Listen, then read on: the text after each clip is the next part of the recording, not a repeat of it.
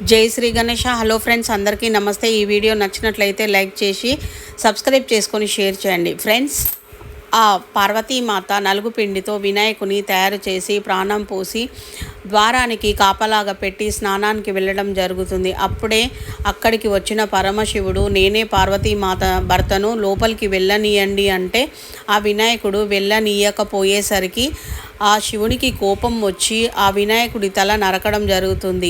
అప్పుడు ఆ ఏనుగు తల తీసుకొచ్చి పెట్టడం జరుగుతుంది. ఎందుకంటే జంతు జీవరాశులలో బుద్ధి బలము కలది ఏనుగు. అందుకనే ఏనుగు తల తీసుకొచ్చి పెట్టడం వల్ల ఆ వినాయకుడు గజాననునిగా మారడం జరుగుతుంది. ఆ గజాననుడు బుద్ధి బలముతో ఎన్నో లోకోద్ధరణ పనులు చేశాడు. ఫ్రెండ్స్, మనము కూడా ఖండ బలము కంటే బుద్ధి బలము చాలా మేలు. ఎప్పుడు బుద్ధి బలముతో సులువుగా పనులు చేసుకుంటూ సంతోషంగా ఆనందంగా